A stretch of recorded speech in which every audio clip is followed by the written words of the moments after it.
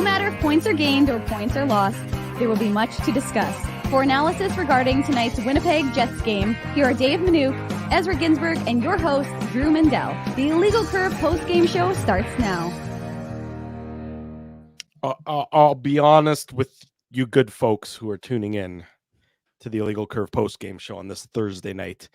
I was sitting there with about 4 minutes to go in the game, and it's a 1-0 Chicago lead, and it's been one of the lowest event games of the year, and I'm thinking to myself, well, Drew, didn't you see my tweet? I said, don't say low event. No, I blocked you on Twitter years ago. I was thinking to myself, what the hell am I going to talk about for the next hour?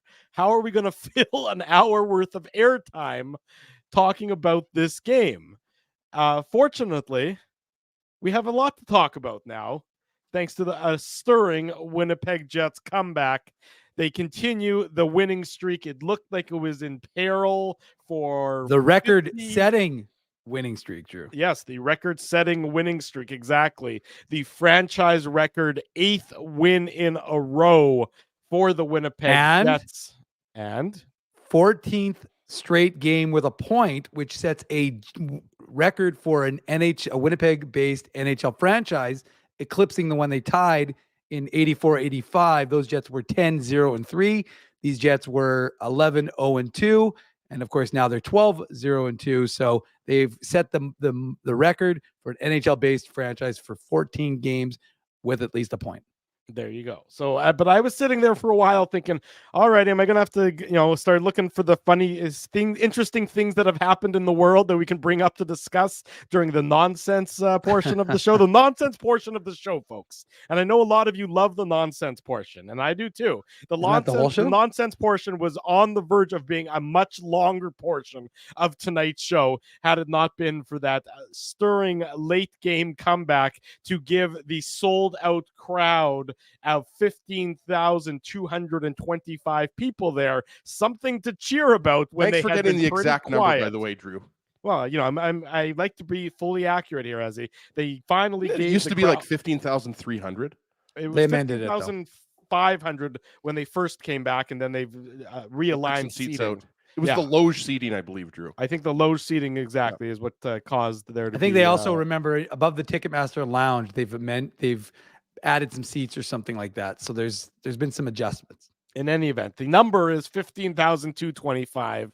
It was a sellout. And for 55 minutes of this game, that 15,000 people didn't have much to cheer about. And then they had a whole hell of a lot to cheer about afterwards as the Winnipeg Jets, for the second time this season, come back from trailing after 40 minutes and pull out another victory tonight against the Chicago Blackhawks. And with all of that said, we say good evening, Winnipeg. Good evening, Manitoba. And for all of you joining us, wherever you may be, we say good evening, universe, and welcome to the Illegal Curve post-game show with Dave Manouk, with Ezra Ginsburg. I am your host, Drew Mandel, here to discuss the Winnipeg Jets. Thanks for the Pepsi, Dave. Again. Delicious. The Winnipeg Jets winning yet again. Tonight, it was a 2-1 margin, one of the uglier victories of recent memory, but it's still 2 points in regulation, and the Jets will gladly run away with it. And you have to feel bad. I said it to Dave before you joined us, Ezzy. You got to feel a little bit bad for the Chicago Blackhawks because they played, and specifically Mrazek. Because he was 3.5 minutes away from a shutout. And the thing is, like, when you're one of the worst teams in the league, like, this is all you have, right? Like, the Blackhawks are not making the playoffs this year. No, so, yes, the Blackhawks definitely skated off the ice very downtrodden.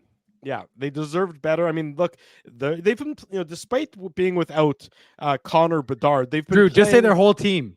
Yeah, well, that's fair enough. Their IR list. They have $33 million in cap right now on IR. I was doing it for $43 million, Dave. Well, honestly, as I was doing the pregame report, and I was like, "Oh, Seth Jones is out. Oh, Nick Foligno's out. Oh, like," and it went on and on and on and on. And I was like, "They're missing. They're honestly missing like 2 lines and top pairing defenseman for their team, I should say." No question. And you got to feel bad for them. 2 straight games they've gone up against some high-powered teams, the Jets tonight, and the Oilers on Tuesday night. They give up, and again, they lost to the Oilers 2-1 again. And the Oilers, I think, in that entire game only had something like 15 shots on goal. So they've, Chicago has been, doing their best. They've been playing some decent hockey. They beat the Flames on Sunday. And in the midst of this, the last two nights, last two games, they end up with 0 points. They very easily could have walked away with the victory tonight, but kudos to the Jets in that on a night where they clearly did not have their A game. I would say that for the most part, they probably had at best a C+ or maybe even a B- game. C's get degrees, Drew. Well, that. Yes, we do know that, and whatever your LSAT number was didn't get you a law degree, but that's 147. There you go, 147. C's might get you. Get me into law school, let alone a law degree. What are you talking about? I didn't even get into the door, Drew.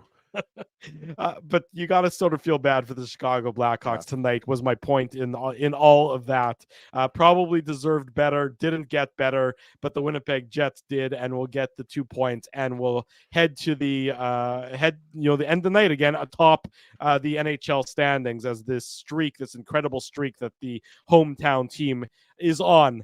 Just a grinder for the Jets. The passes weren't working. The skating looks like it was a little bit in mud for the most part. They were really dragged through this game on the shoulders, I would say, primarily of Josh Morrissey in tonight's contest, guys. Yeah, Morrissey was really good tonight. And I mean, it really seemed like the Jets sagged as soon as it was announced that Mark Scheifele wasn't returning to the game, right? Right. And it wasn't that long after that Connor Murphy scored the goal, which we'll obviously get into the Betway game recap, but I don't think Laurent Brossoit saw it, or he didn't see all of it. There was a screen in front, right? I believe it was Dylan Sandberg, Dave, if I'm not mistaken, who was the Jets defenseman. There was like a million guys in front. Yeah, Entwistle maybe, I think, was in front. I know Dylan Sandberg was one of the defensemen that was in front of LB, but yeah, I mean, Drew, the second period especially, like, how long did the Jets go in that second period without a shot on goal? It was an ugly period. And I think the Jets on their first 3 power plays maybe had 2 shots on net. I know on their third power play they didn't have any shots on net. And then Brendan Dillon, I made a note because now Drew's taking these immaculate notes, so I have to keep up with Drew and all of his notes. What? I'm not going to be outnoted by Drew here. Yeah, but mine. Yeah, but Drew, mine are all on my phone here. Hold on, let me get my notes app out here, Drew. Aren't you high tech? See, those are my notes. Wow. Okay, Ezzy, look at you with the note. Is that a cracked screen though? I'm pretty sure that I see a cracked screen there. He's reading them through a cracked screen. Yeah, it is a cracked screen. That's my iPhone 10 has seen better days. I'm going to get an iPhone. I just, money's a little tight right now, Drew, so I'm trying to wait it out. I actually think I might get a Motorola Razr. Like, I feel like I could get one of those for like $10 or something like that. But no, you're absolutely right, Drew. I mean, look, I mean, the Jets are a much more skilled team than the Hawks. And that's even with Connor Bedard and Taylor Hall and Seth Jones, Nick Foligno. I mean, we talked about it. 8 regulars out of the lineup. Anthony Beauvillier was just acquired, 2 months ago? He's out of the lineup, right? So, look, give the Hawks a lot of credit for leading this game for as long as they did, right? And, one guy that stood out for me on Chicago that I thought had a really good game was Colin Blackwell, former Seattle Kraken legend. Colin Blackwell. he had that good chance shorthanded, remember, and Brossoit had to make he was tested. Blackwell was good. So look, we had the comment up earlier. The Hawks are playing hard for Luke Richardson. I mean, they're playing for their jobs. They're playing for they're not playing for a playoff spot, that's for sure, Dave. But yeah, right. Give Chicago a lot of credit, but also give the Jets credit for pulling out a 2-1 victory and keeping this winning streak going. Nick Ehlers, we were talking about it here. Dave was at the arena for the first 2 periods, and then we always watch the third period here together because we're BFF. And Nick Ehlers, he blasts it over the net right before he scored. Yeah, and it seemed like Ehlers missed the net 3 or 4 times tonight. He had a lot of shot attempts, but what a beauty! I think we know who's going to get the Seagram shot of the game tonight, Drew. Well, there weren't that many options, so you're probably on the right path there, Mr. Connor Murphy was going to get it up until the right. the 56-minute mark. You're right. He might have it. He was going to be our only option for a while. But I mean, we really can't get into tonight's game recap, Dave, without talking about the Scheifele injury. So for those of you, yeah, go ahead. No. I was just going to say, like, I further to the point about Nikolai Ehlers, it's funny because we went, of course, the Jets held an optional yesterday. He and Neil Pionk were the guys who skated, the regulars, I should say, who skated. And, he was talking to us, and, he's the most self-deprecating guy you'll meet probably. Like, he's just, the Jets have dry sense of humor. Yeah, and the Jets are on this unbelievable run. He's performing, but he's just like, well, yours, Drew, that's a wet sense of. All right, fuck. Thank you. Yes. Anywho, so the point is that he was saying, well, I could have played better in the last game. I could have played a couple better in the road trip. And, again, he was talking about that idea of like the Jets being not satisfied with their game. So even though they're in first place, and even though they're setting, they'd won to that point 7 games in a row, points in 13 straight as of yesterday, Nikolai Ehlers wasn't satisfied. And then, he was talking to us and talking about his game. And I said, it's amazing listening to Nikolai Ehlers right now because he sounds like they lost the game 5-0 instead of beating Columbus 5-0, just to listen to him reflect on the things he had done well and the things the team had done well and the things that could be improved upon. And I just want to get this quote because I think it's funny that he said it yesterday. I mean, he was talking about, being the first place team in the league. He said, that's pretty fun. But he said, we still haven't accomplished anything. We're still not even halfway through the season yet. So again, that gives you his mindset. And then now they are. Well, now, yeah. And he goes, not sure, and then he was asked about, why he was skating when so many guys weren't. He said, I didn't feel very good yesterday. I didn't play very well. So I think my legs needed to get out there, get that last road trip out of my system. And then he ended it with this quote, which I think is rather appropriate. We'll see tomorrow if it worked. Well, it did work. He scored the game-winning goal. So again, it's one of those games. Like Ezzy and I are watching this, and again, we talk about this a lot. We get feels for game. You get a feel for having watched this team. Yeah. And even though the Jets didn't play their best game by far, and you got to give, like as he's been saying for the last little few minutes, you got to give the Hawks credit for playing a hard game. Mm-hmm. But it still felt like this game was either going to be. I didn't think the Jets would win in regulation. I actually thought it was going to be an overtime game. I thought there's no question the Jets are going to score. But again, it's just this team is just. Even when they don't play well, and let's be realistic, they didn't play well. The passing was the Jets looked like they were playing like an AHL team. Some of their passing, it wasn't crisp. It killed momentum throughout the first and second periods. They really just started to kind of get their legs under them in the third, I thought, or playing a little bit more to their form, I should say, in that third period. So, but they all can't be Picassos, and you take the 2 points and you run away. And we'll see if they practice. They're scheduled to practice tomorrow. I'm not certain if they're going to do that or not, but we'll see if that holds up. So the big takeaway for the game, obviously the Jets get the 2 points, and that's very important. But as I was about to say before, is that the question, of course, becomes one of Mark Scheifele's health. If you missed it very early in the second period on what certainly just looked like an innocent rush, Scheifele pulls up lame, and he, you can see it on if you watch the replay, at first glance, you couldn't really see what was going on, but then you can see him sort of grab for his leg, and people apparently are saying that on the bench, he said to Nino Niederreiter that it was his groin, and he immediately skated down, went to the bench and left the ice and went down the tunnel to the Jets dressing room, and was quickly ruled out for the remainder of the game. Very quickly. Yeah. I'm glad that you mentioned that, Drew, because usually there's 5 to 10 minutes after a guy leaves the ice. It seemed like that was like 2 minutes after Scheifele left the ice, and then Connor Murphy, as Dan Robertson was announcing it, Connor Murphy scored that goal to put the Hawks up 1-0.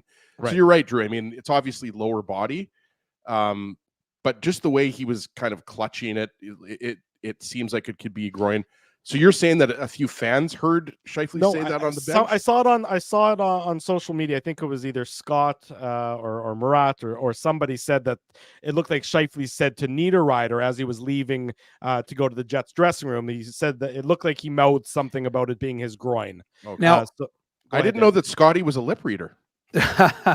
Well, the question, it's funny because there was a little some seat juggling today in the press box. So I was much closer to the Winnipeg Sun and the Winnipeg Free Press, unfortunately, than I usually am. Punished for something. Yeah, I know. I had to listen to Kenny and Scotty going back at it. They were reopening. Were you beside Judy Owen though, Dave? That's all. No, Judy wasn't there. And so, Jim Bender took the seat. He wanted to be plugged into the internet. So I was sitting beside Mike McIntyre today, not usually that close to those guys. They usually have we get a little IC buffer zone.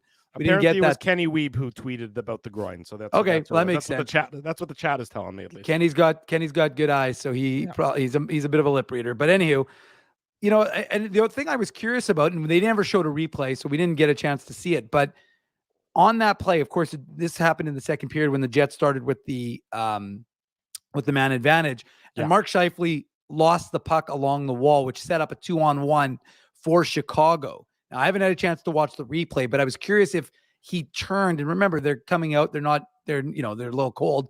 I wasn't certain if whatever happened to him happened on that part of the play and not when he was skating back, because his skating back looked fairly innocuous. So to my mind, and again, I would defer to the chat because I didn't have the benefit of replay being inside the arena in the press box. So I didn't get a chance to really see the replay of the play. And obviously we can watch it. I watched it like 4 or 5 times, Dave. It was really tough to see what happened before that and what exactly it was. Yeah. Right. But I mean, if he did mouth groin, then it was something like that. It was something like in that general lower area, body right? area. Like it's not nearly anywhere. It didn't seem like it was any like a knee or anything like that. It seemed like it was upper lower body, if you will. Yeah, and then it's just a matter of, who knows what the prognosis for that'll be, and obviously that'll be with something people are keeping a close eye on. It's an amazing comment by that Ishaboy is a funny Bruce. Comment from Ishaboy Bruce. Who remembers Leonardo DiCaprio's cameo on Growing Pains? No, what was his name on the? What was his name? On Growing Pains, what was his name? Wasn't he like the troubled youth with the golden heart that they brought into the? He was like a late addition. A character named Boner. That was Mike Seaver's best friend. Yeah. That's right. Boner. Well, back then you could say different things on TV, and try to segue from that there, Drew. I'll tell you how I'm going to segue away from that, folks. There's a new commercial coming up during the commercial break, and in that commercial we reference that we wish we were able to use the mute button on Ezzy more often. That's one of those instances where we wish that we were able to use the mute button on Ezzy. But you can stay tuned to the new world debut of a new Grid Park commercial coming up during the commercial messages of this show, which, let's be honest, are really part of the highlight of the show for a lot of people. In any event, let's get back into this victory by the Winnipeg Jets, one they pull out of the fire by a 2-1 margin over the Chicago Blackhawks on this Thursday night. We say good evening to everyone that's joining us. This is the Illegal Curve post-game show. Dave Manouk, Ezra Ginsburg, and I am your host, Drew Mindell, here talking about the Jets' victory over the Blackhawks. We do this each and every Jets game, and we always incorporate our favorite segment. That is the Betway Game Recap. The Betway Game Recap. Big thanks to our friends at Betway for their continued support of the Illegal Curve post-game show. Betway is the sports betting app that puts you, the customer, at the forefront with a large selection of betting options and sports, as well as strong promotions and fair odds. What are you waiting for? Head on over to Betway and bet your way. Must be 19 years or older to play. Please play responsibly. Before we get into the few goals that were scored tonight, Jets head coach Rick Bowness telling the media that Scheifele's lower body injury that forced him out of the game during the second period will be reevaluated on Friday. No further update on his status tonight, which is not what I would describe as a surprise. The question is it a day-to-day, or is it a week-to-week, or is it anything more ominous? Or for the Jets' perspective, they obviously hope that it's nothing ominous whatsoever. We'll find out more tomorrow, which of course will be covered in its entirety on illegalcurve.com, so you can stay tuned for that. With the Jets' victory tonight, again, very low event, very dull opening period for both teams, I would say. The Jets controlled the majority of the first period. They outshot Chicago by a 10-6 margin.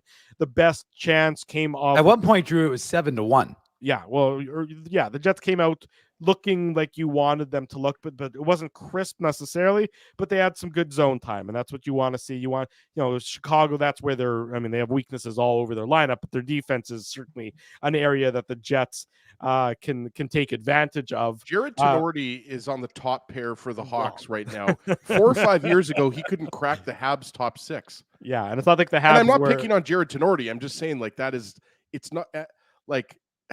I mean, the Hawks defense wasn't good when Seth Jones was in the lineup. Right. So, but look, again, give them credit. They were shutting the Jets out up until, 3.5 minutes left. But yeah, that's not exactly the Winnipeg Jets defense, if you will. There's not even there's very few Norris candidates on that back end for the Chicago Blackhawks.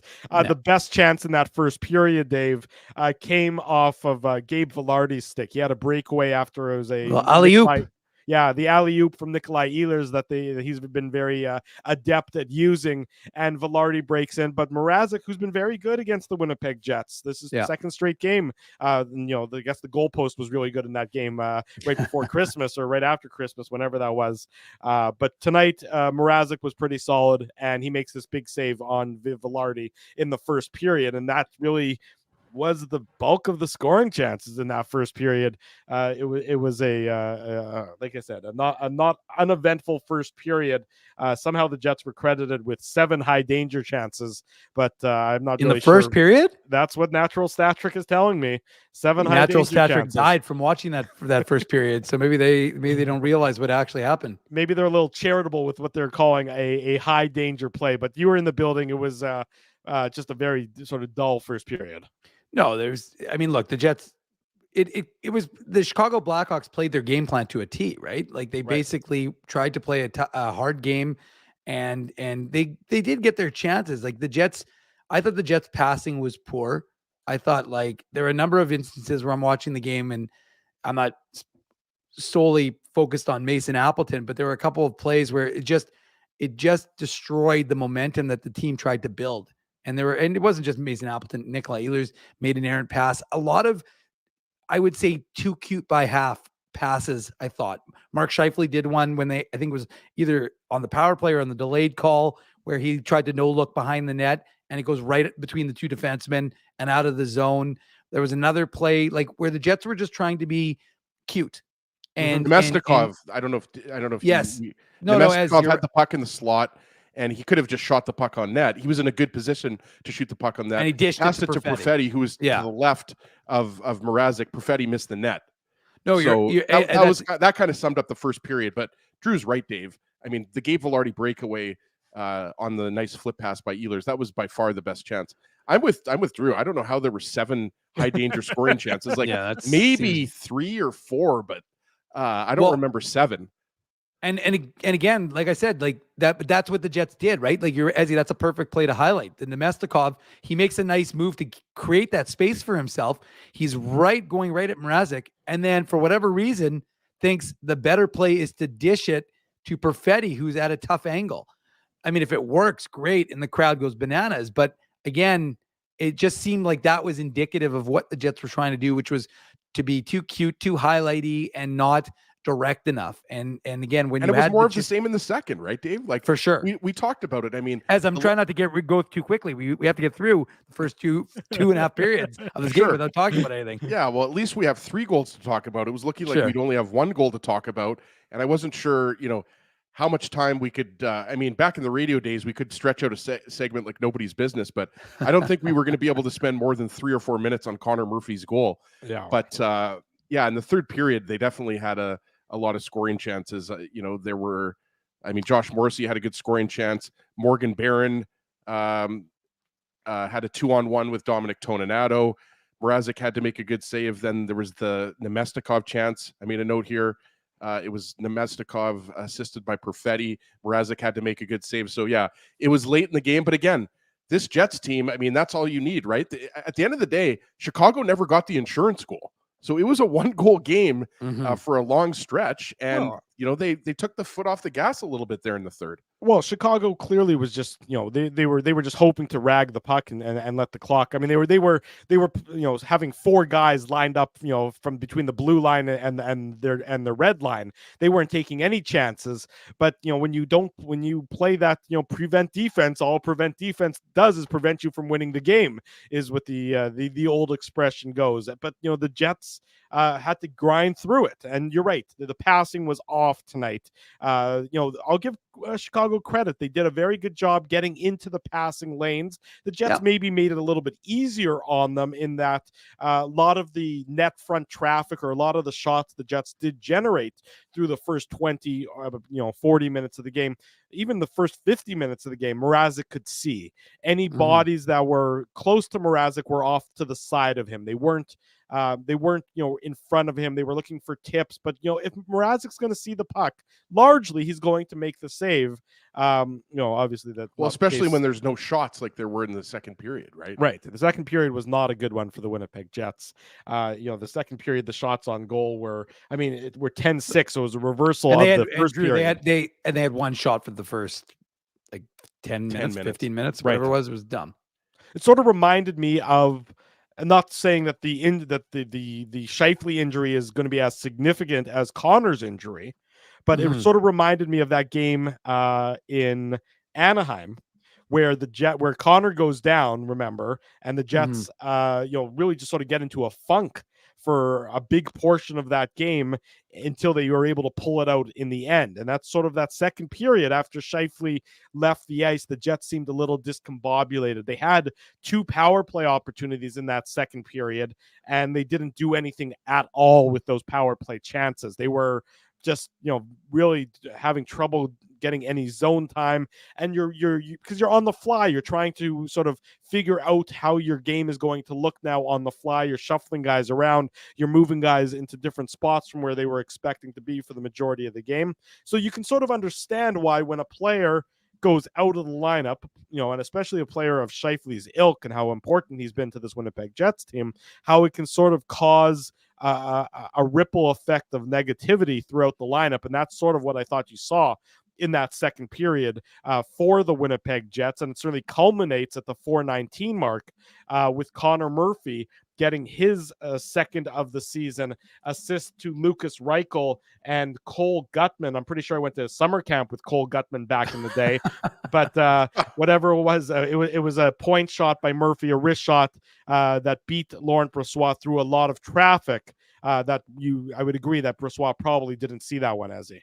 Yeah, Vlad Nemestikov, he failed to clear the puck. He had an opportunity around the blue line to clear the puck, and as you mentioned, your camp friend Cole Gutman picked up the puck, and then he got it to Lucas Reichel, and Lucas Reichel made a nice little drop pass. Dave, you remember Lucas Reichel? He was really good with Rockford. Yep, and he honestly, like we talked about, Colin Blackwell looked really good tonight. He had a few scoring chances. Lucas Reichel, they're very high on him. Alex Vlasic, I caught Troy Murray, former Winnipeg Jet 1.0. He was on with Derek Taylor on the CGOB pregame show, and he was talking about Alex Vlasic, who's actually from Chicago, second-round pick, played for the U.S. National Team Development Program. He is a 6'6" defenseman. I'm more of a defensive defenseman. He's not going to put up big offensive numbers, but you can see the Hawks, they have, I think if there's one theme with all these bad teams the Jets are playing, guys, I know this isn't part of the Connor Murphy goal, but when you're talking about the Ducks or the Sharks or the Blue Jackets or the Hawks, there's a lot of good young prospects on these teams. The only problem is they just don't know how to win in the NHL right now. So on this goal, nice little pass by Lucas Reichel to Connor Murphy, but we talked about it. There was traffic in front of Laurent Brossoit. It was Dylan Sandberg who was battling a Chicago Blackhawks forward. I thought it might have been Mackenzie Entwistle, but if Brossoit saw it, he didn't see a lot of it. And it's possible he didn't see any of it because it was just a seeing eye shot. So, Chicago goes up 1-0. And at that point in the game, you were getting a little bit nervous because the Jets didn't have a lot going offensively early in the second. No, they certainly did not have a lot going early in the second. I mean, it was, again, like I described it, the Jets sort of looked like they were skating in mud. Passes were in skates. Blackhawks did an admirable job, blocking shots, getting into shot lanes, getting their sticks into passing lanes. And I thought the Jets were, particularly in that second period and maybe for the first 10 minutes of the third period, were being a little bit too cute with their approach. It was more east-west than north-south, Dave, I thought. No, I mean, that was my thought, Drew, throughout the course of this hockey game. Was I thought that the Jets were trying, like, you'd watch them and you'd like, okay, go in and make a shot, and then they'd try some sort of low percentage pass or a shot from a bad angle. And sometimes obviously the bad angle shots can work, but I mean, it just didn't seem like they were being consistent. And one of the things I think we've seen from this Jets team is them being consistent. Now we should mention that, because I forgot to mention it. Axel Jonsson-Fjällby was a game time decision. He was ill. He didn't skate this morning, so the Jets were contemplating going 11-7 in the end. And Logan Stanley did take warm up, but in the end, Axel Jonsson-Fjällby chose to go. So he's obviously wasn't feeling 100%. He just dealing with a few Dayquil, Dave, and whatever he's got to do, right? Yeah. He did, but I mean, it just seemed like one of the hallmarks of this Jets club, which we've been covering. Well, obviously we've been covering forever, but specifically during this run, is that this team has been consistent. And today they weren't. Today they were not a consistent team. You can say, Mark Scheifele's injury threw them off, but like the first period, while they played all right in that first period, there's no question about it.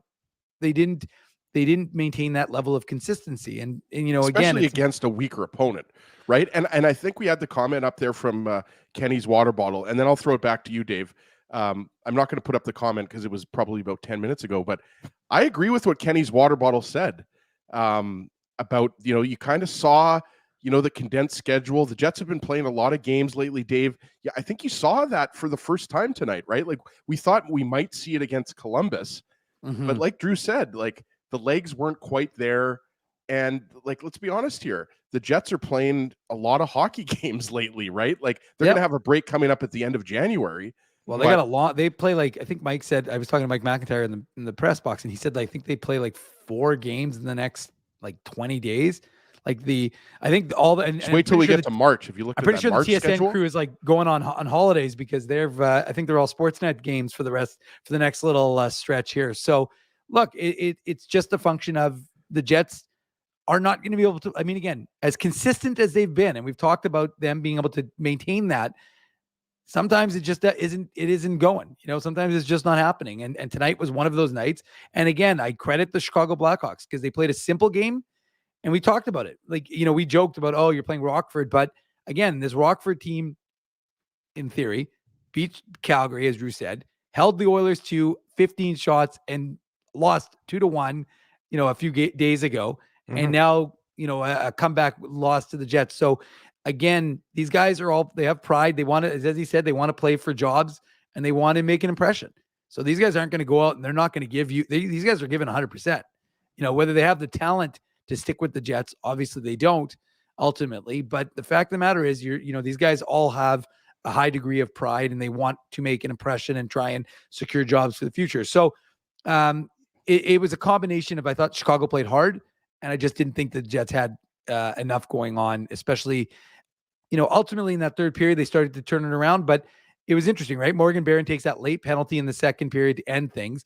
And you thought if Chicago gets a 2-0 lead, that could be the end of this game. But conversely, if the Jets can get a kill and build some momentum, maybe they can do something. Well, to that point, the Jets penalty kill does deserve a couple of mentions here. Now, again, you're not playing, an elite by any stretch power play or anything along those lines, but I believe this is now 4 straight games without giving up 10 for 10. 10 for 10. So the Blackhawks had 4 power play opportunities. Pardon me. They had 2 power play opportunities in tonight's game. And again, the Jets were able to keep them off the board. So this is an important step in the right direction for the Winnipeg Jets and their special teams, that they've now gone, a significant number of games against weaker opponents, against JV level opponents. Again, that's not pretend. JV. well, I mean, let's not pretend that they're playing world beaters on the lately, but the Jets' penalty kill has been able to keep them not give anything up, and that's important certainly as the Jets continue to try and find their legs on special teams and everything along those lines.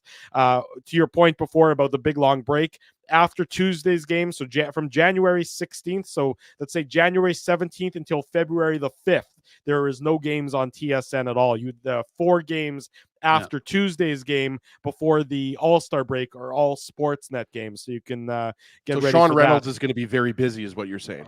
I'm assuming that our buddy Sean is going to be very busy indeed. We say good evening to everybody that is joining us. This is the Illegal Curve post-game show. Over 550 of you are watching us live on this Thursday night. Dave Minuk, Ezra Ginsburg. I'm your host, Drew Mindell. If you haven't already done so, what we ask of you, of course, is to smash the like button on the YouTube channel. Be sure you're subscribed to the YouTube channel because we do this after each and every Winnipeg Jets game, and we're going to do it again Saturday morning at 9 a.m. with the Illegal Curve Hockey Show. We're going to get you set for the Jets and the Philadelphia Flyers, a team that has been certainly in the news as of late, and we'll talk about that more on Saturday morning, but we'll get you set for Saturday night's home game between the Jets and the Philadelphia Flyers. So be sure you're subscribed, be sure you're smashing the like button. That's what we want to do. And if you're new to us and you haven't done it before and you're maybe feeling a little anxious about doing so, we encourage you, jump into the chat. It adds a whole new dynamic to the Illegal Curve post-game show viewing experience. There's nothing wrong with watching and not chatting those. There's nothing wrong with it, but you can be an anonymous post-game show viewer. There's nothing wrong with that. You can be. There's no reason why you can't be. But if you want to add an extra level to your an extra dimension to your experience, maybe you want to jump into the chat as well. Totally up to you. We welcome you regardless. The chat is hot right now. If you're a viewer or if you're a chatter or if you're a viewer and chatter, whatever you desire is fine with us. It's your boy Bruce is fired up tonight, Drew. Okay, well that's important. So 1-0 for the Chicago Blackhawks after 40 minutes. The Jets start the third period on the PK, and as you mentioned, Morgan Barron was in the box after taking a penalty. But Drew, you forgot something critical though, Drew. What's that? I don't want to correct you, but the Jets were losing, and I believe Saxophone Squirtle made a appearance. That's a good point. I made a note of that here, Dave. I don't know. Yeah, it was on my notes here. Yeah, Saxophone Squirtle makes an appearance with Benny. I mean, Benny and Benny actually had a literal saxophone. So, I mean, it was a Saxophone Squirtle Benny collab that, of course, went viral. And so I believe that's 6-0-0 now since Saxophone Squirtle in the building. I just want to throw another thing out there, and I do have this in my notes here. I don't think you can necessarily see it, Drew, but no, I can't. At the 9:05 mark, Taylor Radish tripped Josh Morrissey. Yes. Morrissey, that was the second penalty that Morrissey drew. Yes. They also played Van Halen Jump. So I just wanted to. Thank you. That was an important point that I wanted to make. Again, these are the fancy stats that you come to Illegal Curve for. But you mentioned that power play, Ezzy, and that power play was important for the Winnipeg Jets. You're right. It was. Josh Morrissey is trying to drag the Jets through the muck. He's trying to drag them back to getting an equalizing goal. And Taylor Radish takes that tripping penalty. The Jets don't score on that power play, but the time that they spent in the Blackhawks zone and their approach to that power play was a different approach than we had seen for the previous, let's say 15 minutes of the game to that point. A lot of net front action, a lot of scrambles in front. Velarde and I think even Adam Lowry and maybe even Cole Perfetti driving hard to the net, trying to do jam plays in the blue paint. So you could see the Jets' approach, which had been so perimeter for the majority of the game up to that point. They realized that they needed to get into the interior, something they've been very good at doing this year and something they've been even better at preventing this year. But you could see the mindset change with that Radish penalty and with the Jets trying to push for the equalizer, which they eventually get. And boy, did the roof blow off that arena in downtown Winnipeg in front of the sellout crowd when Gabe Vilardi got his 10th of the year, assist to Adam Lowry and Josh Morrissey, fitting that Morrissey and Lowry get the assists on this one because they were really the key instrumental in making sure the Jets didn't settle for a home ice defeat here. Morrissey collects the puck. He gathers the loose puck that's sort of along the sideboards. He feeds it down low to Adam Lowry, and then Gabe Vilardi, who is just so good at getting away from coverage in front of the opponent's net.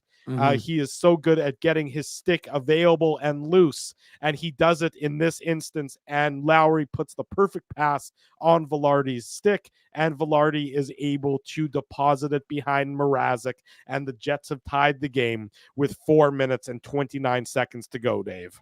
Yeah, there's, you felt the momentum starting to turn. You felt the Jets starting to kind of get back into it. The crowd, to their credit, they were into it. They kept, the chants up, the energy was going in the building.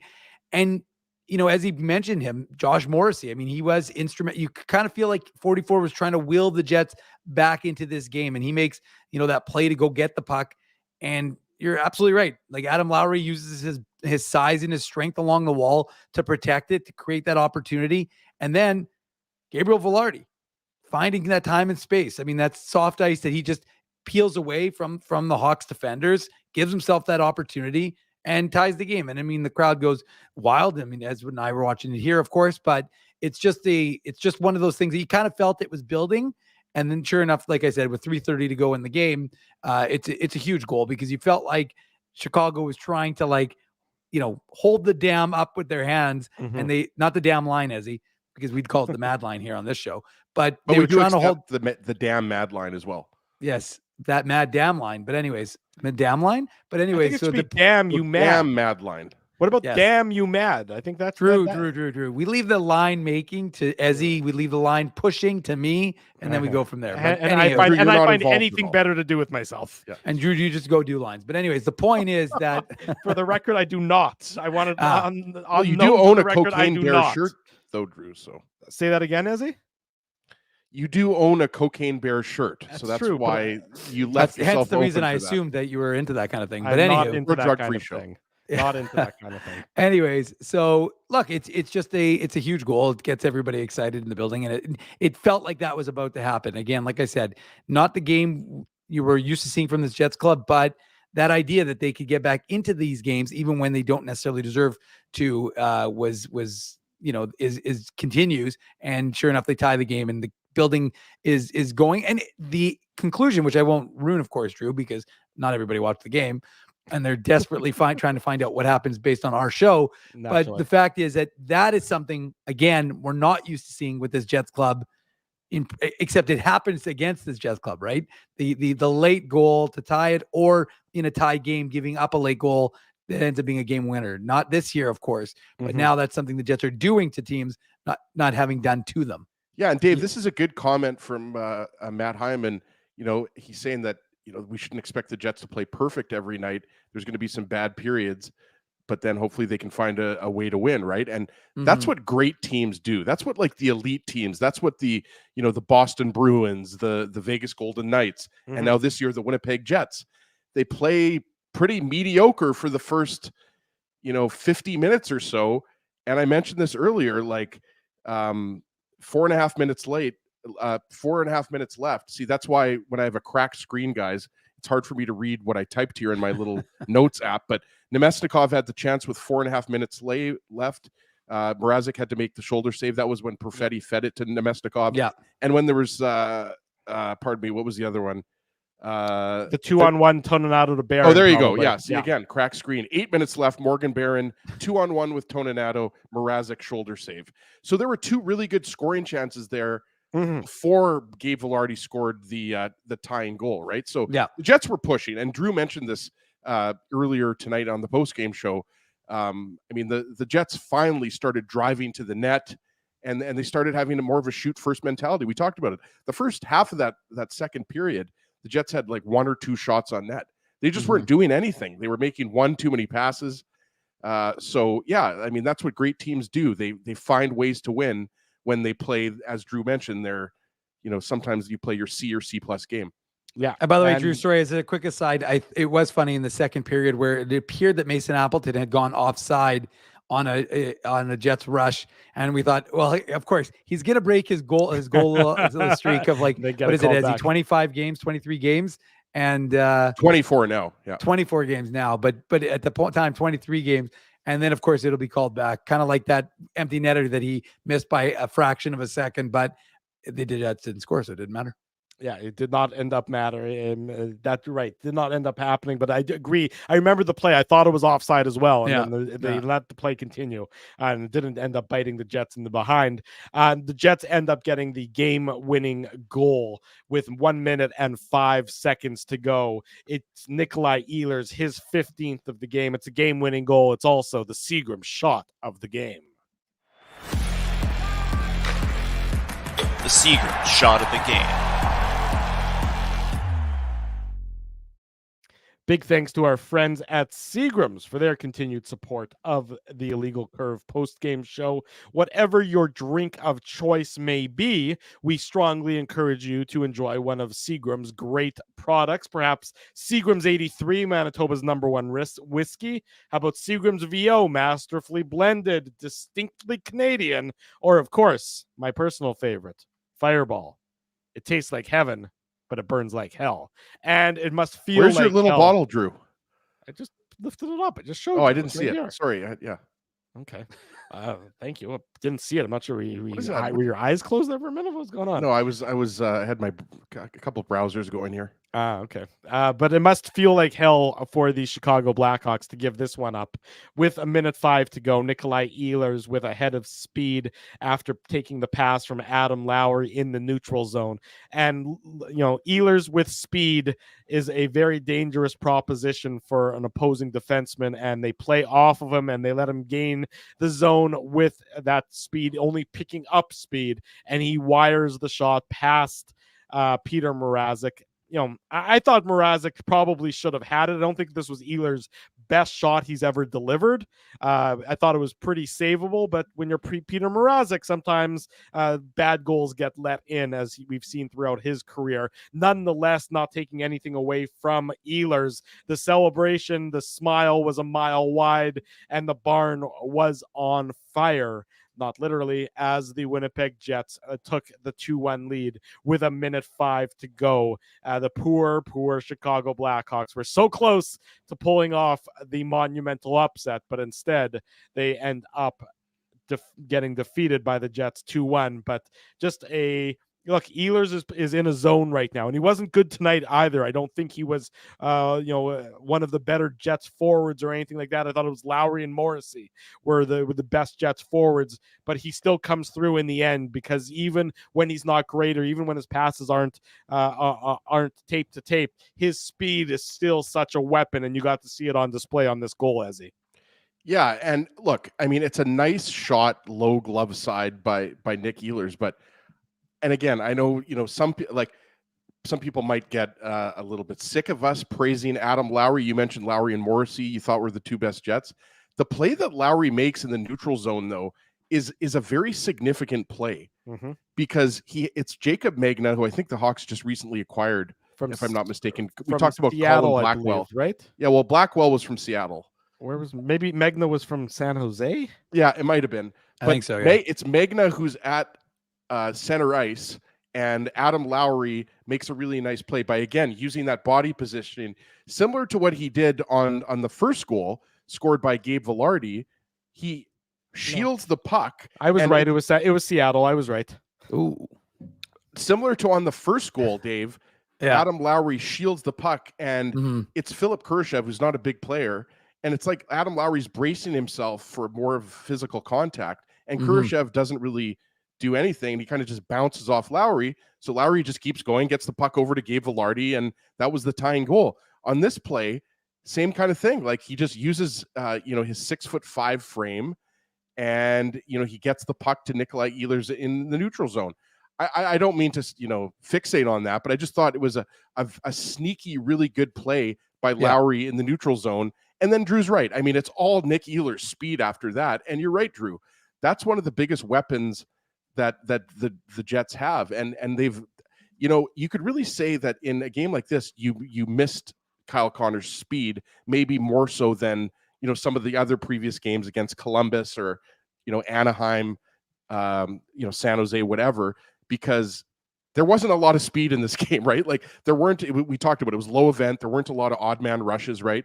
There was the Velarde breakaway in the first period. And then we talked about, there was the Colin Blackwell shorthanded chance, but yeah, I mean, just a huge goal because I mean, that was a bang, for our buddy Dennis Bayak, but after the Jets tied it up, you thought, okay, well, this game's probably going to overtime, but that's huge to get the clean win in regulation and keep the good times rolling, keep the winning streak going. The winning streak continues. It's now a franchise winning streak, franchise record, or I guess Winnipeg NHL team record, point streak. What are we up to now? 32 games 31. in a row? 31 games in a row, having given up 3 goals or less. And almost equally impressive in my book, now 11 games in a row, having given up 2 goals or less. Wow. I mean, the superlatives are being thrown around for good reason. It's because this Winnipeg Jets team and their performance, particularly defensively, has been superlative through 41 games. We're now at the official halfway mark of the season in terms of games played, and the Winnipeg Jets affirm themselves atop the NHL. You're an exquisite host, Drew. Thank you, Eddie. Two teams in the NHL with under 100 goals against, the Jets and the LA Kings. So, I mean, it's a remarkable feat. This Jets team continues. Again, it was funny because even had the Jets lost and the point streak and the win streak ended, they would continue one streak because we knew that the Chicago Blackhawks were not scoring 4 goals on the Winnipeg Jets tonight. So we knew that streak was going to continue of 3 or less. And Drew, like you said, 2 or less is remarkable. And being stingy, that's important because even though that Chicago is not exactly with what they're missing, obviously Connor Bedard. But, I mean, look, at the end of the day, the Jets obviously don't have Kyle Connor in the lineup, missed Mark Scheifele for 2/3 of that game. And, they still end up picking up a victory. The team got it together and got it going. So Nikolai Ehlers, his 31st game-winning goal of his career. He just keeps on. Not bad. No, not too bad. As he Not bad. Crazy. That was his 15th goal of the season. So, I mean, again, it's amazing still to see Kyle Connor remains the leading goal scorer on this Jets club. But again, Gabriel Velarde now into double digits with 10 goals, right? You've got guys, the collective group continues to get it done, and different guys get it done on different nights. So on a night where you knew that you lost Mark Scheifele, actually Austin Fjellby's not 100% with his health, and you overall as a group didn't have it going on. Laurent Brossoit, made the saves he needed to make it. Like, as he said, the one he didn't make was through a screen. And, again, he picks up another win for this team. So the Jets, even when it doesn't look like they're going to, find a way to pick up 2 points.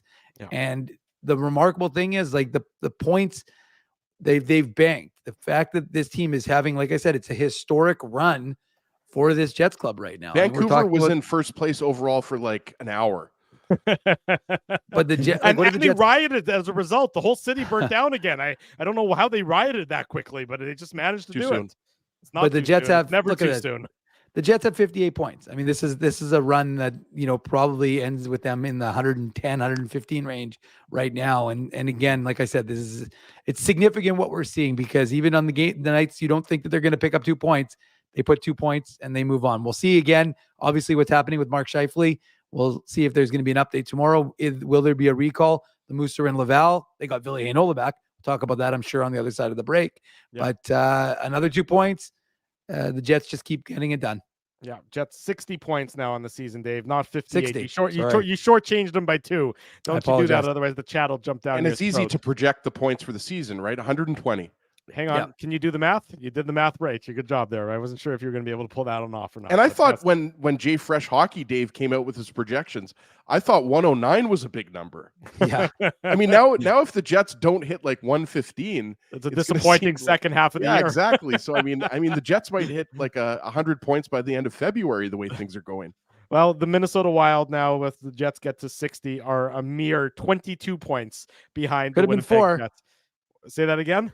Could have been 4. It could have been 4. 11 days ago, maybe 12 days ago, it could have been 4. And now they're 22 behind. That is an absolute insane stat. That's a number right there. Jets win 2-1 over the Chicago Blackhawks. When we come back on the other side of the commercial messages, I'm a dirty, rotten liar who should be tarred and feathered. But you have to stick around to find out why. Plus, a brand new commercial. Lots going on. It's the Illegal Curve post-game show. Drew Mandel, Dave Manouk, Ezra Ginsburg. Don't go anywhere. We'll be right back after these important messages. Your coworkers love you because you always make them laugh. You're the life of the party with stories that have them rolling on the floor. Or maybe you're just the quiet one in the corner with the one-liners that just slay. Do you have what it takes to become Winnipeg's funniest person with a day job? Try your luck. Hit the stage at Rumors Comedy Club, and you could be walking away with $1,000 cash. Winnipeg's funniest person with a day job. Presented by Rumors. For all the details, head to rumorscomedyclub.com. You guys ever wish for a game changer in life? Like finding out your favorite snack has 0 calories? Or discovering the mute button on Ezzy? Picture this, a secret weapon for parking, where you can book a spot a whole month in advance. Tell me more, Drew. Pre-book your parking at really low rates, or maybe even for free if you use the code Illegal Curve. Free? What is this, sorcery? The Grid Park app. It's a real secret weapon that has affordable game day parking, and to sweeten the deal even more, I love sweets. Our listeners can use the code Illegal Curve to park for free. Holy Zamboni. Tell me about it. Just download Grid Park, GRYD Park, and use the code Illegal Curve, all one word, to park for free. The game can change just like that. Accidents happen when you aren't protected. So now what? Getting to your injury quickly can make all the difference. Help prevent them from being game changers with Linden Market Dental Center. Bonding, crowns, bridges, and dental implants. State-of-the-art treatments are available to help you get back in the game. To learn more, visit LindenMarketDentalCenter.com. Creating smiles for life. This January at Boston Pizza, every day is Pasta Tuesday. That means BP's famous pastas start at just $11.99 every single day. Create your own or go gourmet for just a few bucks more. Come on in for Pasta Tuesday pricing any day. Only this January at Boston Pizza. Whoa, Ezzy, everything okay? You look stressed. Of course I'm stressed. We're moving, the house is upside down, the kids failed miserably at packing the fine china, and my life is in chaos. Chaos! Yes, that does sound like a problem. What am I going to do? Ezzy, relax. Rolly's Transfer Moving and Storage is the answer. With 60 years of experience in moving Manitobans and a track record of exemplary customer service, one call to Rolly's and your stress is gone. No job is too big or too small. Just visit Rollies.com and they will take it from there. Thanks, Dave, and thank you, Rollies Transfer Moving and Storage, online at Rollies.com. For 3 generations and over 80 years, Tough Duck has been making apparel that works and plays as hard as the people who wear it. From jackets to work boots and everything in between, Tough Duck's clothing can handle the harshest environments, even the Illegal Curve hockey show. Work to live, live to play. Visit toughduck.com.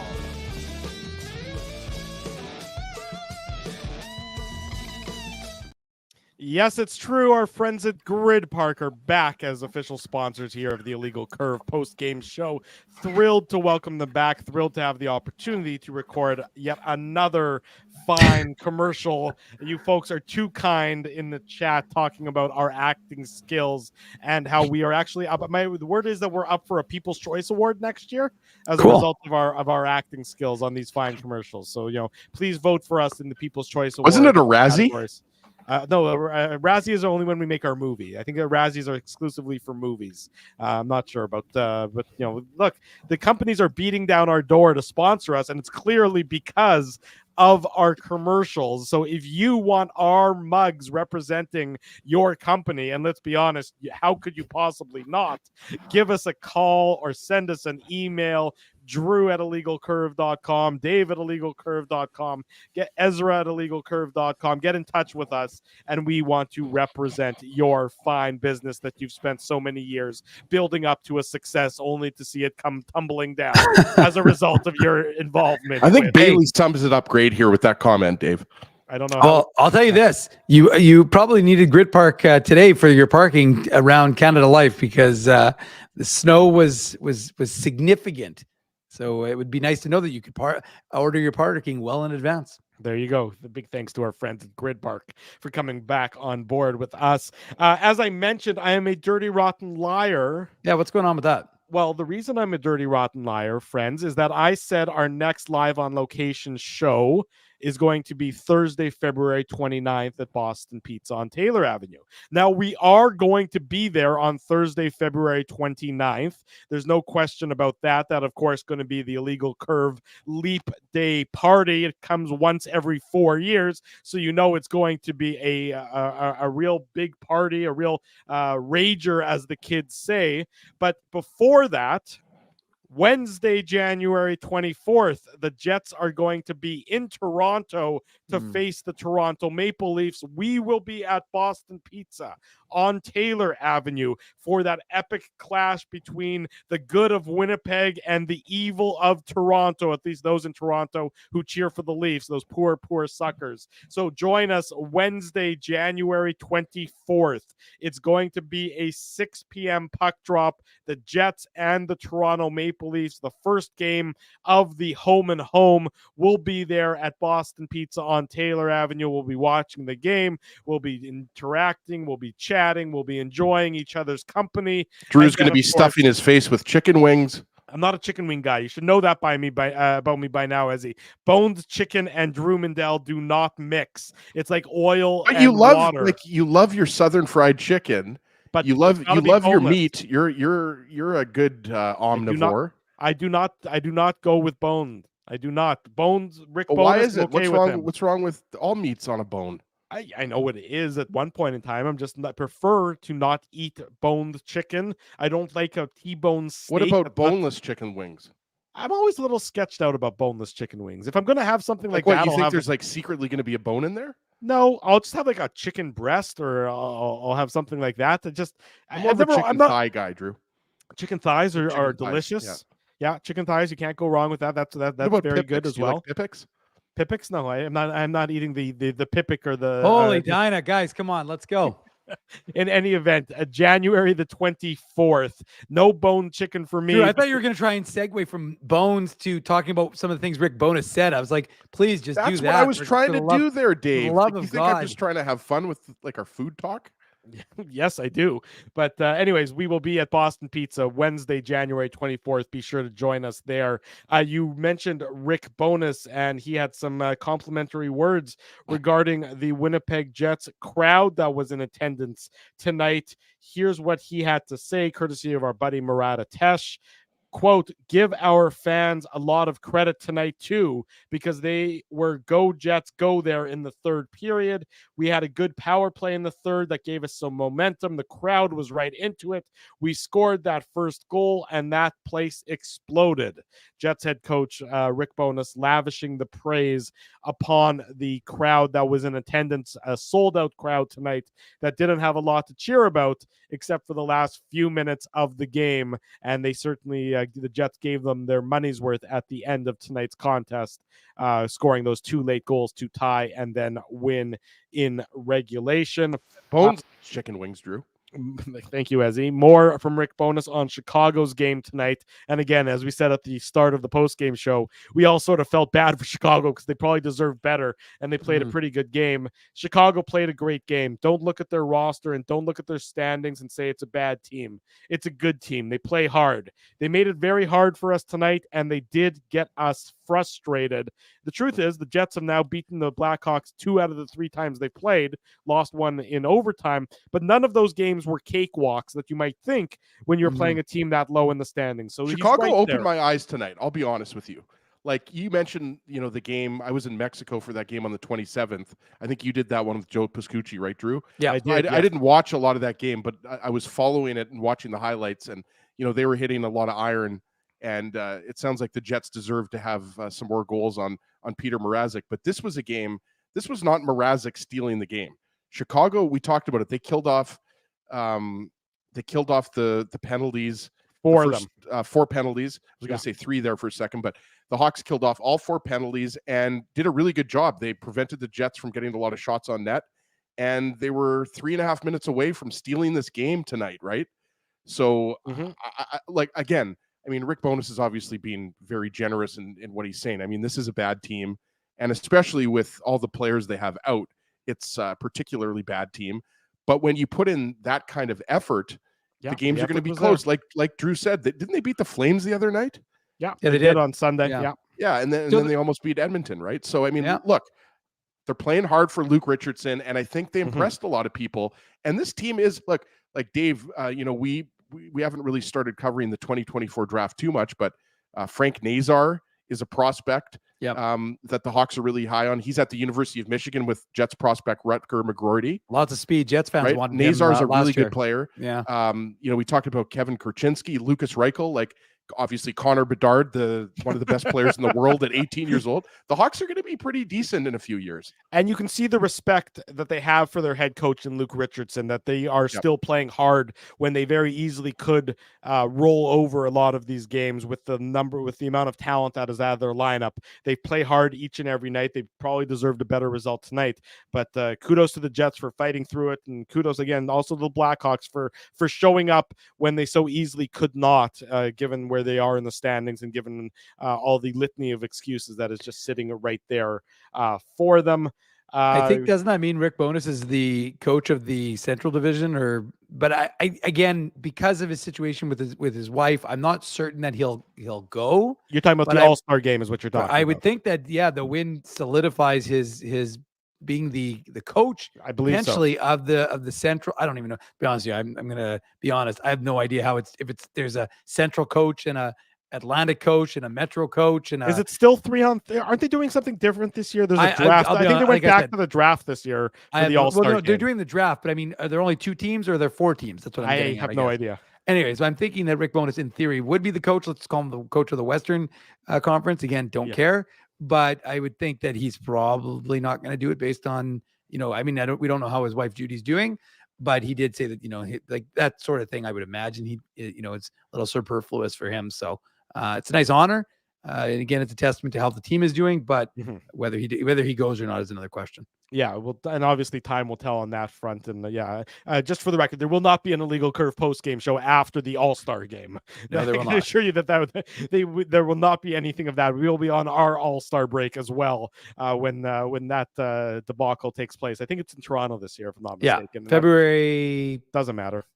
Sometime in February. Well, it does kind of matter in the sense that we won't be doing shows, so we always like to let people know. It's after I think it's right after the home and home with the Leafs, if I'm not mistaken. Yeah, it is. I think it's like February 2nd. Yeah, that's Saturday. The Saturday that the Jets play at home against Toronto. That's the start. Right after that is, I guess, the start of their bye week, I think, and then the All-Star game. Then they come back and they're off in Pittsburgh to start at that point. Yeah, that weird one where they play Pittsburgh. Is it Pittsburgh, Philly, Pittsburgh? It's Pittsburgh, Philly, and then home to Pittsburgh. Yeah, February 6th. It's a quasi home and home.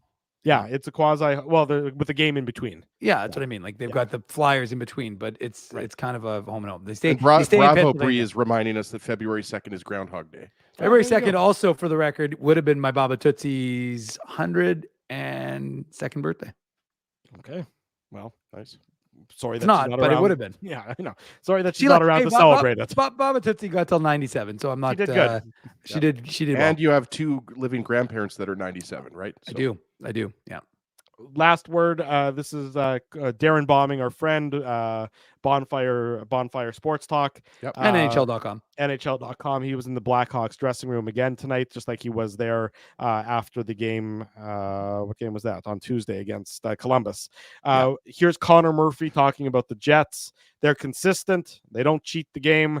I think a lot of their play comes from their defensive game, and they just stick with it and try to get pucks and bodies around the net, as simple as that sounds, and win battles. And they know if they stick to their game, things are going to come.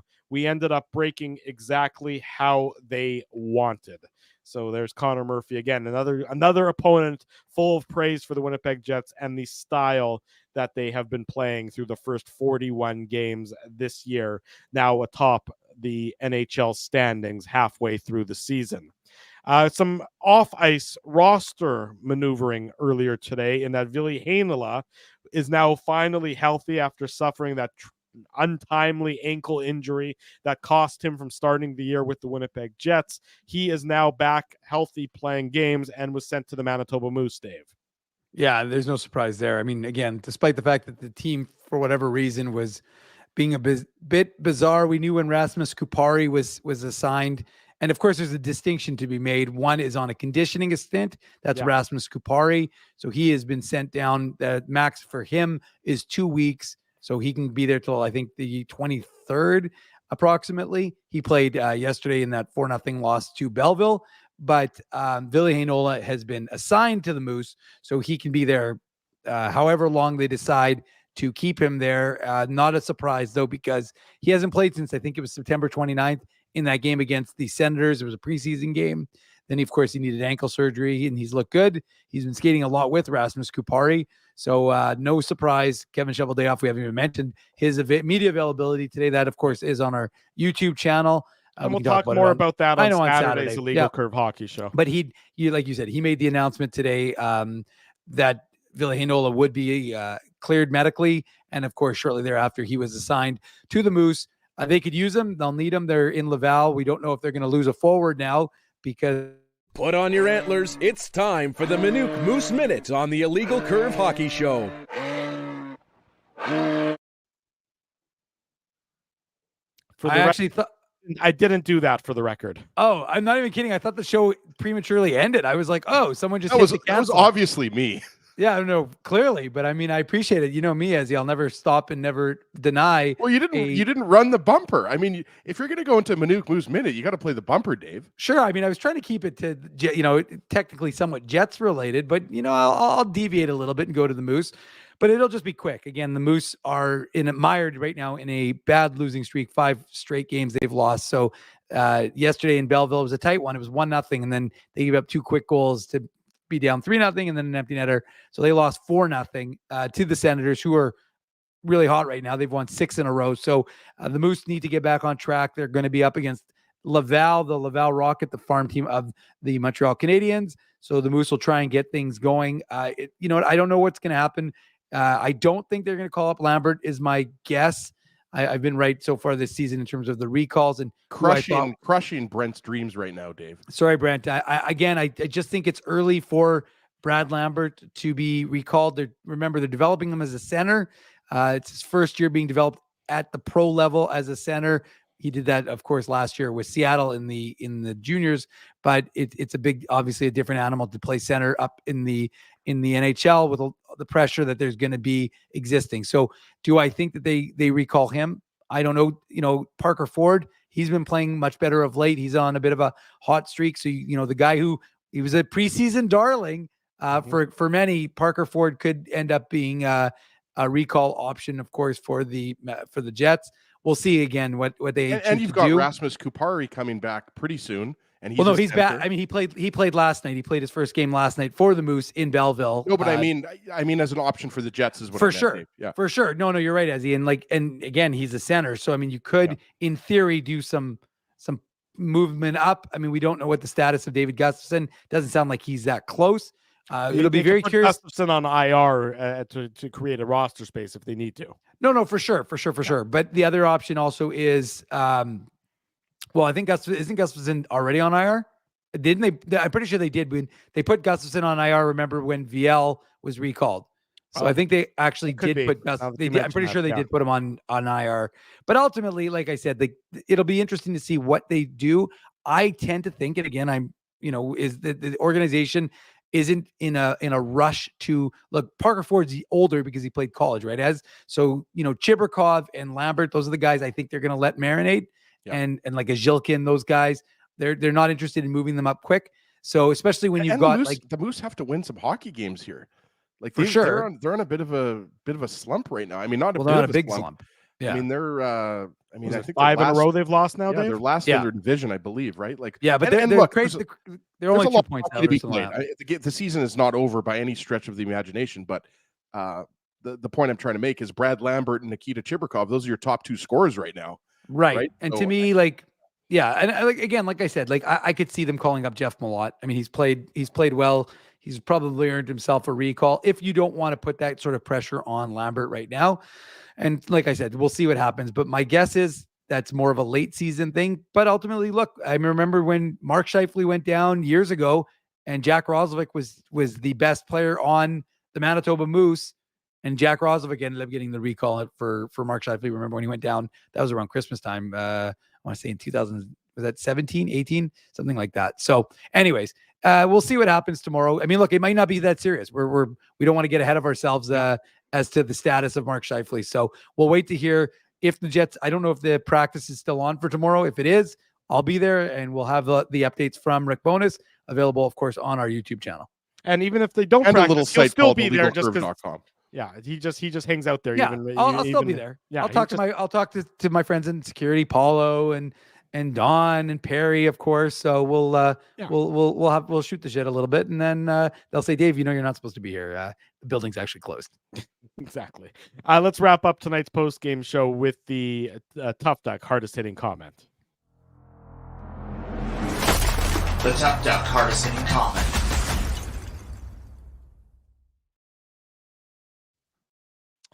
Mr. Ginsburg, do you have a winner for us tonight? You're on mute. You found the mute button. I was going to say for a second there, you weren't going to say anything and you were just going to come in silent there. I don't know what you were doing, pantomime or something. Lots of good chat tonight, led by the mayor of the chat, Isha Boy Bruce. We're going to give it to, and one of the reasons why we're going to give it to this person is because if you've watched the Illegal Curve Hockey Show over the last 14 plus years, we're very close. 3 weeks away from our 15th anniversary show. Stay tuned I have money on us not making it, by the way. Yeah. You think we're going to die? No, I think there's disband. Yeah, the whole Ponzi scheme is going to finally come crumbling down. Yeah, it's possible. But February 3rd, which is during the All-Star break, is a Saturday. That will be our 15th anniversary because our first show was February 4th, 2009. Wow. How crazy is that? 2009 was our first show, so that's going to be 15 years, and we're going to be planning some really fun stuff. But if you've been listening to the show over the years, you would know that when Drew was younger, his nickname was Skippy. Yes. So we're going to give it to Skippy. Jets played what I call a plug-and-play game. Chicago, for the most part, were plugged off high-danger opportunities, and the Jets continued to play on through. Not pretty, but still got the job done. So we're going to give Skippy the Tough Duck hardest hitting comment for tonight, January 11th. So send me an email, ezra@illegalcurve.com, or you can slide into my DMs on the hellscape, as Drew likes to call it, known as Twitter/X, @ICSEG, and Tough Duck will ship out a toque to you. And as everybody in Manitoba and basically everywhere in North America knows, there was a little bit of a snow dump over the last 24 hours, tons of stuff. But as I tweeted about in the Ginsburg River Heights snow report, the snow was very fluffy and light. Yeah. So there was a lot of it, but it wasn't like a couple of years ago when we had, record levels of snow. Like it was like that hard packed, crunchy, heavy snow. So I actually really enjoyed shoveling tonight. It was nice anaerobic activity. Did you call it an anaerobic activity? Is that what you just said? Yep. Okay. On that note, I got nothing else. As he's dropping anaerobic activity, it's alliterative, and maybe we'll let Ezzy get back to doing some more anaerobic activity. I just hope I make it to our 15th anniversary show, because you have me keeling over, Drew, before that show happens. I don't have you keeling over. I just didn't expect you to say anaerobic activity tonight. That's all I'm saying. And I'm giving you kudos. That's the high point. I like to keep you on your heels, Drew. I always like to surprise you with my vernacular. I think is what you meant to say. Keep me on my toes, not on my heels. Oh, Back on my heels, on my toes. Whatever. In any event, And congratulations to Skippy for his victory in the Tough Duck hardest hitting comment. Big thanks to all of you for joining us tonight on the Illegal Curve post-game show. Also, a big thanks to our sponsors. They make this show a possibility. They make the website a possibility. They make the Saturday show a possibility. Reminder, Saturday, 9 a.m., Jets Flyers later that night. We'll get you teed up for the Jets and the Flyers, 9 a.m., 2 hours of Jets talk back here on our YouTube channel. Our friends at Rumors Restaurant and Comedy Club, Chris Locke, is in town. There's very few seats remaining for both Friday and Saturday. You should get them quickly. Our friends at Linden Market Dental Center, Grid Park. Remember, use code Illegal Curve, all one word, to park for free. Zappia Group Realty, Betway, they're the title sponsor of the post-game show. Tough Duck, Boston Pizza. We're at Boston Pizza at the end of January for that Jets and Leafs game, the road game. So be sure to join us there as well for that. Seagram's, Fireball, Drink It Down, Rolly's Transfer, and of course, Farmery Beer, home of Illegal Curve Lager, number 2 Donald Street, or get it delivered via any and all of the delivery apps. These fine companies make the Illegal Curve post-game show, the Illegal Curve hockey show, and of course, illegalcurve.com. They make it available. Big thanks to all of you for joining us. If you haven't already done so, smash the like button, subscribe to the YouTube channel, leave us feedback. Tell us what you like, what you didn't like. Be nice, though. Tell your friends, tell your families. The best thing to do after each and every Jets game is to be here on the Illegal Curve YouTube channel. For Dave Minuk, for Ezra Ginsburg, I'm your host, Drew Mandel. Until Saturday at 9 a.m., we wish you good night and good luck. Jets win 2-1 over the Blackhawks. Thanks for joining us on the Illegal Curve post-game show.